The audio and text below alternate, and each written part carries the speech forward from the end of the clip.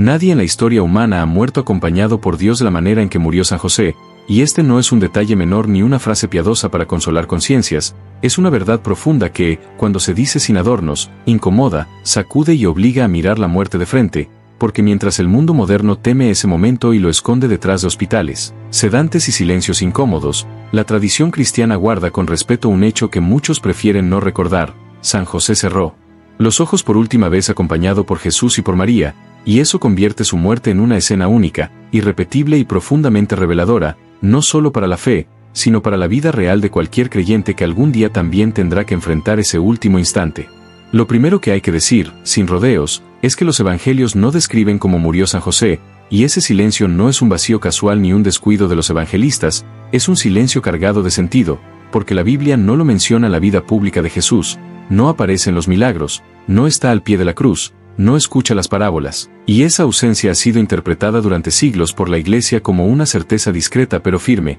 San José murió antes de que Jesús iniciara su misión pública, murió cuando su tarea como custodio había sido cumplida, y eso ya es una primera revelación que golpea, porque nos enfrenta a una idea incómoda para muchos creyentes: Dios no siempre mantiene con vida a los justos para que vean el fruto visible de todo lo que sembraron. San José fue un hombre de trabajo, de silencio y de obediencia, no un personaje decorativo del pesebre, sino el responsable directo de la seguridad, el alimento y la estabilidad de la Sagrada Familia, y esa responsabilidad no fue simbólica, fue concreta, física, agotadora, implicó huir de noche, cruzar fronteras, vivir como extranjero, sostener un hogar con el sudor diario de la carpintería, en una época sin seguros, sin derechos laborales y sin comodidades, y todo eso deja huella en el cuerpo, en los huesos y en el alma. Por eso cuando se habla de su muerte no se puede caer en imágenes idealizadas o dulzonas. San José no murió flotando entre nubes, murió como mueren los hombres de bien, cansado, desgastado, consciente de que su fuerza ya no era la misma.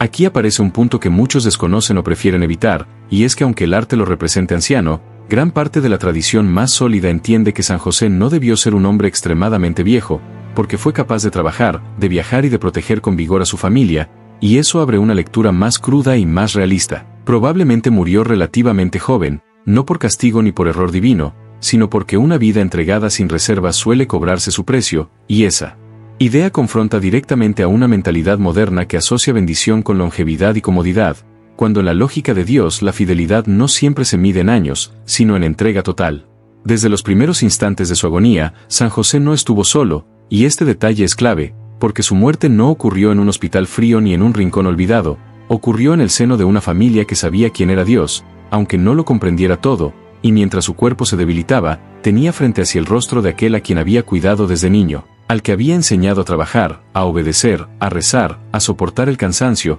y ahora los roles se invertían de una manera silenciosa pero profundamente humana, porque era Jesús quien acompañaba a su Padre en el último tramo, y ese gesto dice más de la encarnación que muchos tratados teológicos. Y aquí llega el segundo golpe narrativo que pocos se atreven a decir con claridad: antes de morir por la humanidad, Jesús aprendió a perder a su Padre, aprendió el dolor de la despedida, el peso del silencio y la experiencia de la ausencia, y eso no es un detalle sentimental, es una verdad teológica de gran profundidad, porque muestra que Dios no quiso salvar al mundo desde una distancia cómoda, quiso entrar en la experiencia humana completa, incluso en aquella que más duele, y San José fue el instrumento silencioso de esa lección, entregando su vida no solo como protector, sino también como el primer dolor grande en la vida humana de Cristo. La Iglesia, con una prudencia admirable, nunca ha inventado escenas ni palabras exactas de ese momento, no ha puesto discursos en boca de San José ni frases emotivas sin respaldo, y sin embargo ha afirmado algo con claridad absoluta: San José murió en gracia de Dios, en paz y acompañado, y esa afirmación no nace de la imaginación, sino de una lectura coherente de su vida entera, porque quien vivió obedeciendo la voluntad divina sin reservas no llega a la muerte revelado ni desesperado, llega cansado, sí, pero confiado, y esa confianza es lo que convierte su muerte en un modelo, no espectacular, pero profundamente verdadero. Hay algo profundamente incómodo en esta historia para el mundo actual, y es que San José no murió huyendo de la muerte, no la negó, no la anestesió, no la escondió, la enfrentó acompañado, consciente y sostenido por la fe, y eso contrasta brutalmente con una cultura que teme mirar ese momento de frente, que prefiere no hablar de él, que lo vive como un fracaso en lugar de entenderlo como un paso, y aquí es donde la figura de San José comienza a juzgar silenciosamente a nuestra época, no con palabras, sino con su ejemplo final. Cuando su respiración se hacía más lenta y su cuerpo ya no respondía como antes, no hubo milagros visibles que lo rescataran, y esto es importante subrayarlo, porque Dios no intervino para prolongar artificialmente su vida, no porque no pudiera, sino porque no era necesario, la misión estaba cumplida, el custodio había hecho su trabajo. Y esta verdad golpea especialmente a quienes creen que la fe garantiza finales cómodos, cuando en realidad la fe garantiza sentido, no ausencia de dolor. La tradición cristiana ha contemplado durante siglos esta escena como el origen de una devoción profunda y muy concreta. San José como patrono de la buena muerte, no porque muriera sin sufrimiento, sino porque murió acompañado, reconciliado y confiado, y esta idea empieza a tomar forma desde este punto, aunque todavía no se revela del todo, porque entender por qué su muerte fue considerada ideal exige ir más allá del momento físico y mirar sus consecuencias espirituales, algo que todavía no sé. Ha dicho completamente y que empieza a insinuarse en este instante silencioso donde José entrega su último aliento. Si esta historia empieza a remover algo por dentro, no es casualidad, porque la muerte de San José no fue pensada para ser una estampa bonita, fue una enseñanza viva, real y exigente, y quedarse aquí, acompañando este relato hasta el final, no es solo escuchar una historia del pasado, es prepararse para entender algo mucho más profundo sobre la muerte, la fe y la forma en que Dios actúa cuando ya no hay fuerzas humanas que sostengan nada, y mientras San José se apaga lentamente, sostenido por las miradas de Jesús y María, algo más empieza a gestarse en el silencio, algo que cambiará el rumbo de esa familia y que marcará de forma invisible todo lo que vendrá después, porque cuando San José muere, no solo se cierra una vida justa, se abre una ausencia que tendrá un peso enorme en la historia de la salvación, y esa ausencia, todavía no comprendida del todo, nos conduce directamente a lo que viene a continuación. Porque cuando San José deja de respirar y su cuerpo queda inmóvil entre los brazos de quienes más amó, no se produce un vacío inmediato lleno de ruido o desesperación, se produce un silencio espeso, denso, casi sagrado, un silencio que no grita pero pesa, un silencio que no necesita palabras porque todo lo esencial ya ha sido dicho con una vida entera de fidelidad, y es en ese silencio donde comienza verdaderamente a revelarse el sentido profundo de su muerte, no como un final triste, sino como una lección que sigue desarrollándose incluso después del último aliento. Jesús permanece allí, sin discursos, sin milagros espectaculares, sin intentar evitar lo inevitable, y este detalle es crucial, porque muestra que el Hijo de Dios no usó su poder para escapar del dolor humano cuando ese dolor tenía un sentido redentor, no resucitó a José, no lo sanó en el último instante, no interrumpió el curso natural de la muerte. Y eso desconcierta a muchos creyentes, porque nos obliga a aceptar que hay muertes que Dios no quita, no porque no le importen, sino porque cumplen una misión más grande que nuestra comprensión inmediata, y la muerte de San José es una de ellas. María, testigo silenciosa de todo, no se revela, no cuestiona, no exige explicaciones, guarda en su corazón ese momento como guardó tantos otros que no entendió del todo, y su presencia junto al lecho no es decorativa, es profundamente teológica, porque ella representa a la iglesia que acompaña, que sufre, que confía incluso cuando el dolor no tiene palabras. Y esa escena doméstica, humilde, casi invisible para el mundo, se convierte en uno de los momentos más altos de la historia de la salvación, precisamente porque no tiene aplausos ni testigos externos. Aquí es donde la tradición cristiana comienza a leer este episodio con una profundidad que va mucho más allá del sentimentalismo, porque morir acompañado por el hijo y la madre no es solo un consuelo humano, es una señal clara de reconciliación total con Dios, y por eso la Iglesia ha afirmado siempre que San José murió en gracia, no como una suposición ingenua, sino como una conclusión lógica de toda su vida, una vida sin escándalos, sin protagonismos, sin palabras innecesarias, una vida que se consumió en el cumplimiento fiel de una misión que no eligió, pero que aceptó plenamente. Mientras el cuerpo de José es preparado con sencillez, sin honores públicos, sin multitudes, sin procesiones, se empieza a gestar una consecuencia que marcará profundamente la vida de Jesús, porque la ausencia del Padre no es un detalle menor, no es algo que se supera rápidamente, es una herida silenciosa que acompañará al Hijo en su camino, una ausencia que se siente en los gestos, en las decisiones, en la forma de mirar el mundo, y esto no se dice con frecuencia, pero Jesús comenzó su vida pública como huérfano humano, y esa experiencia concreta lo conecta de una manera única con millones de personas que también han conocido la pérdida, el abandono o la orfandad. A partir de ese momento, Jesús ya no tiene al hombre que le enseñó a trabajar la madera, al que le mostró cómo obedecer sin entenderlo todo, al que le dio un modelo de masculinidad silenciosa y responsable, y esa pérdida no fue borrada por su divinidad, fue asumida plenamente, porque la encarnación no fue un disfraz temporal, fue una experiencia real, completa, con todo lo que eso implica, incluso con el dolor de enterrar a un padre, y este detalle cambia radicalmente la forma en que entendemos a Cristo, no como un ser distante, sino como alguien que conoció desde dentro las fracturas humanas más profundas. Aquí aparece una segunda revelación que suele pasar desapercibida. La muerte de San José preparó a Jesús para comprender el dolor humano desde dentro, no desde una teoría, no desde una distancia divina, sino desde la experiencia concreta de la pérdida, y eso explica muchas cosas de su futura predicación, su cercanía con los que sufren, su comprensión del llanto, su capacidad de acompañar sin juzgar, porque quien ha acompañado a un padre en la muerte aprende algo que no se enseña con palabras. La tradición de la Iglesia, lejos de inventar detalles, ha sido extremadamente prudente, y sin embargo ha afirmado con firmeza que este momento fue decisivo, no solo para José, sino para Jesús y María, porque marca un antes y un después, marca el paso de una vida familiar protegida a una etapa de soledad creciente, de responsabilidad directa, de camino hacia la cruz. Y aquí es donde la muerte de San José deja de ser solo un hecho piadoso para convertirse en una pieza clave del plan de salvación. No es casual que después de la muerte de José, Jesús permanezca en Nazaret en silencio durante años, trabajando, viviendo una vida ordinaria, cargando no solo con el peso del trabajo, sino con la ausencia, con la memoria, con la responsabilidad de cuidar a su madre, y este tiempo oculto, muchas veces ignorado, está profundamente marcado por la figura de José, porque el hijo continúa viviendo como su padre le enseñó, con humildad, con constancia, sin buscar reconocimiento, y esa fidelidad silenciosa es una herencia directa de quien ya no está físicamente, pero sigue presente en cada gesto. Aquí es importante detenerse en algo que incomoda al mundo moderno. San José no dejó discursos, no dejó escritos, no dejó teorías, dejó un ejemplo que siguió actuando incluso después de su muerte, y eso es precisamente lo que lo convierte en una figura tan poderosa y tan poco comprendida, porque su influencia no depende de palabras, sino de presencia, una presencia que continúa incluso en la ausencia, y esto desafía una cultura obsesionada con la visibilidad, con el ruido y con la fama. La Iglesia, al contemplar esta muerte, no la romantiza, no la convierte en una escena irreal, la presenta como lo que fue, una muerte humana, con dolor, con desgaste, con despedida, pero profundamente acompañada, y de ahí nace la devoción a San José como patrono de la buena muerte, una devoción que no promete finales sin sufrimiento, sino finales con sentido, con fe y con compañía, algo que hoy se ha vuelto casi revolucionario en una sociedad que prefiere morir sola antes que enfrentar el dolor. Con conciencia. En este punto del relato, muchos se preguntan por qué esta historia sigue siendo relevante hoy, y la respuesta empieza a tomar forma aquí, porque la muerte de San José confronta directamente nuestras propias muertes futuras,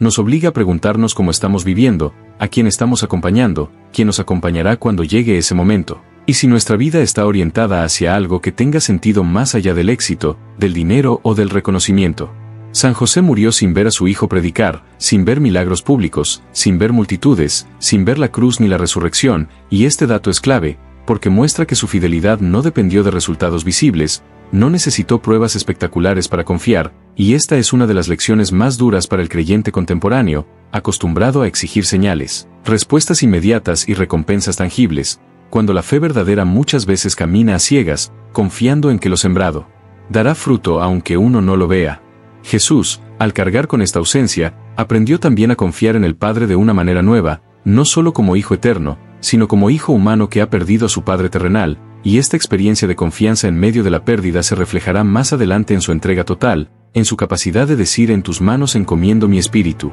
Palabras que resuenan con fuerza cuando se recuerdan a la luz de la muerte de José, porque quien ha visto morir a su padre aprende algo profundo sobre la entrega final. En medio de esta reflexión, es imposible no notar cómo la figura de San José se vuelve cada vez más incómoda para una sociedad que huye del compromiso, de la responsabilidad y del sacrificio silencioso, porque su vida y su muerte cuestionan directamente una masculinidad frágil, irresponsable y ausente, proponiendo en su lugar un modelo firme, silencioso y presente, un modelo que no busca aplausos, pero sostiene vidas enteras, y esta confrontación no es ideológica, es existencial. Si esta historia te está tocando fibras profundas, si te obliga a pensar en tu propia vida, en tu propia muerte, en las ausencias que has vivido o que vivirás, no es casualidad, porque la muerte de San José no fue pensada para ser solo una historia del pasado, fue una enseñanza viva, una advertencia y un consuelo al mismo tiempo. Y quedarse hasta el final de este relato no es solo escuchar, es dejarse interpelar por una verdad que sigue vigente.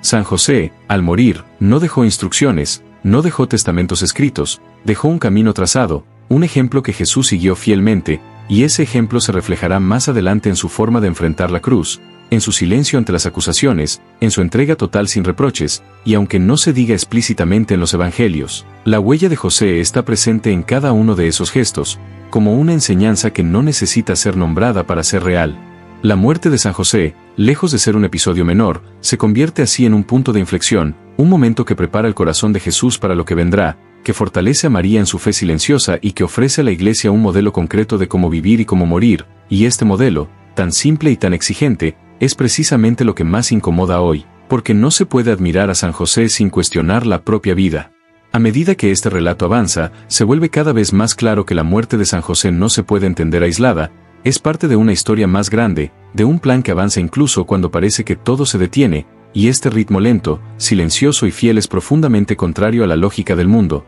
pero es exactamente la lógica de Dios, una lógica que no grita, pero transforma, que no impone, pero sostiene. Y mientras el recuerdo de José permanece vivo en la memoria de quienes lo amaron, mientras su ausencia se convierte en presencia silenciosa, mientras su ejemplo sigue actuando sin palabras, algo más empieza a tomar forma, algo que todavía no se dice del todo, pero que empieza a perfilarse con claridad, porque la muerte de San José no solo nos habla del pasado, nos habla directamente del presente y del futuro, nos prepara para entender por qué su figura se vuelve hoy más necesaria que nunca, en un mundo que ha olvidado cómo vivir con sentido y cómo morir con esperanza, y esa comprensión, todavía incompleta, nos conduce sin pausa hacia lo que falta por decir, hacia la última parte de esta historia, donde la muerte de San José deja de ser solo un recuerdo y se convierte en una llamada directa a nuestra propia vida y a nuestra propia fe. Y ahí es donde esta historia se vuelve peligrosa para un mundo que ha aprendido a huir del silencio, del sacrificio y de la responsabilidad, porque San José no murió para ser admirado a distancia,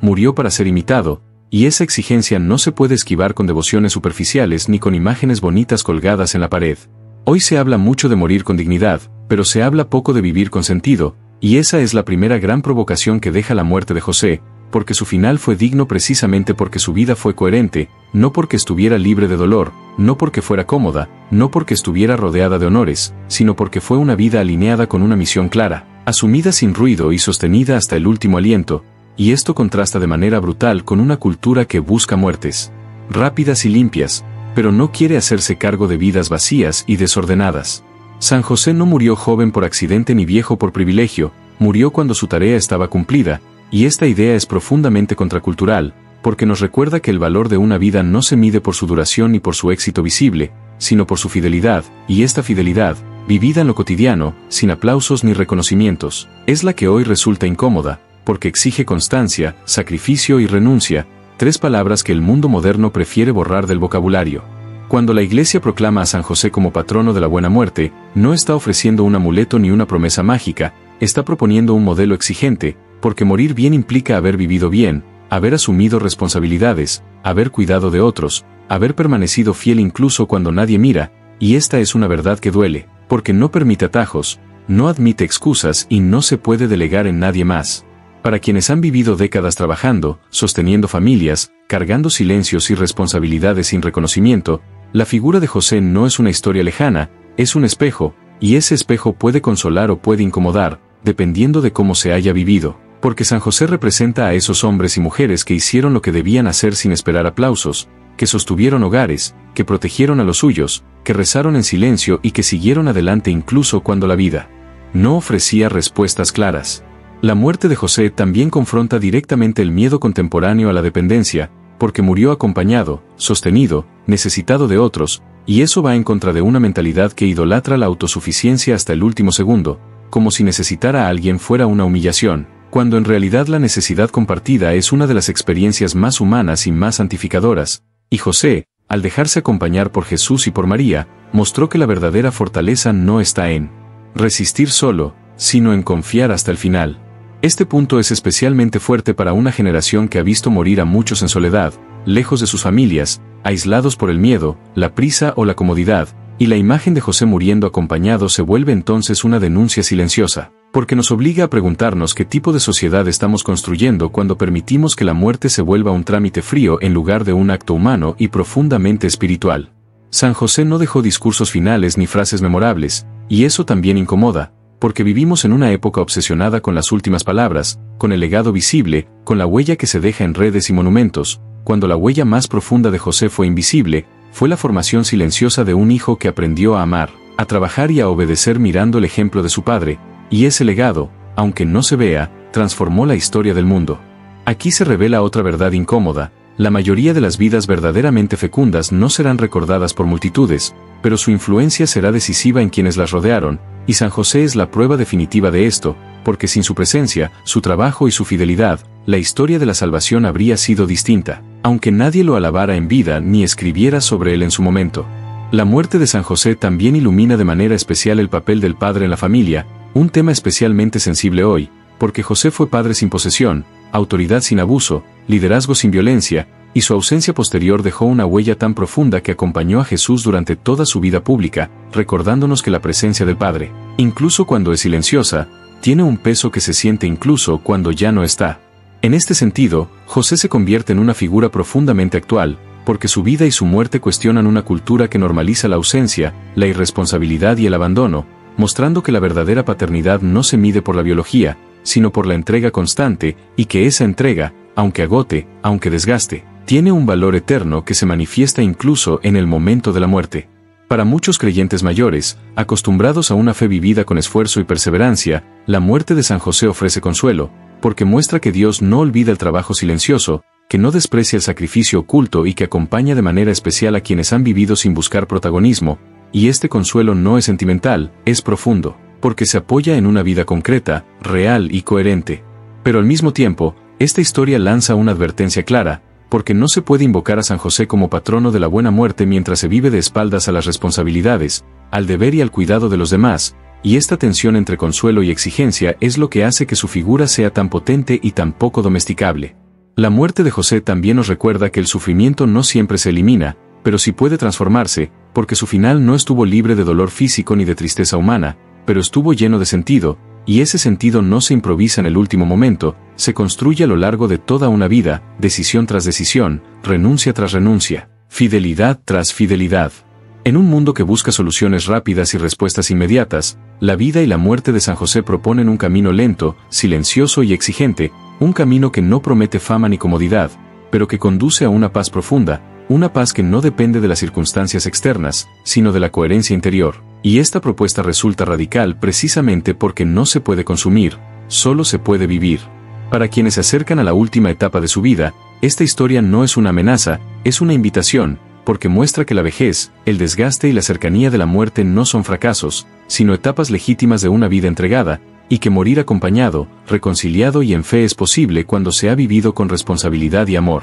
La devoción a San José, cuando se entiende correctamente, no es una evasión ni una superstición, es una escuela, una preparación, una forma concreta de aprender a vivir para poder morir en paz, y esta devoción cobra hoy una fuerza especial en una sociedad que ha perdido los ritos, los silencios y los acompañamientos, dejando a muchos solos en los momentos más decisivos. San José no buscó ser ejemplo, no planeó su legado, no pensó en cómo sería recordado, simplemente hizo lo que debía hacer, y esa simplicidad radical es lo que hoy resulta tan subversiva, porque nos recuerda que la santidad no es una carrera de visibilidad, sino una fidelidad diaria, muchas veces aburrida, muchas veces cansada, pero profundamente fecunda. Al contemplar su muerte, la Iglesia no nos invita a idealizarla, sino a aprender de ella, a dejarnos interpelar, a revisar nuestra propia vida, nuestras prioridades, nuestras relaciones y nuestra forma de enfrentar el sufrimiento y la finitud, y esta revisión no es cómoda, pero es necesaria, porque nadie escapa a la muerte, pero no todos se preparan para ella.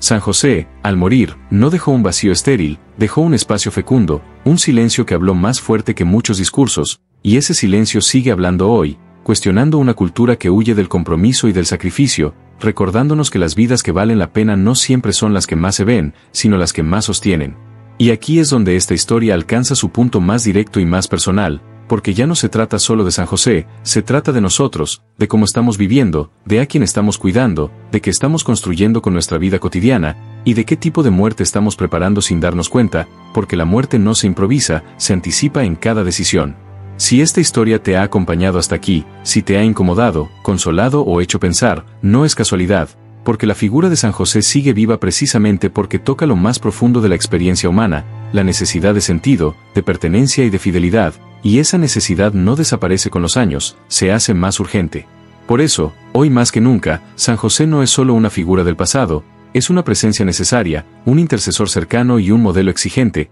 especialmente para quienes han vivido mucho, han trabajado duro y se preguntan qué queda al final del camino, y su respuesta no es una promesa vacía, es una vida concreta que muestra que el final puede ser sereno cuando el camino ha sido fiel. Si este mensaje resonó contigo, si sientes que aquí hay una verdad que merece ser compartida, te invito a suscribirte al canal, a dejar tu comentario y a compartir este contenido con quienes necesitan escuchar que vivir con sentido sigue siendo posible y que morir en paz no es una utopía. Y mientras lo haces, recuerda pedir la intercesión de San José, no solo para el momento de la muerte, sino para cada día de tu vida, porque quien aprende a vivir como José, aprende también a morir como él, acompañado, confiado y en paz.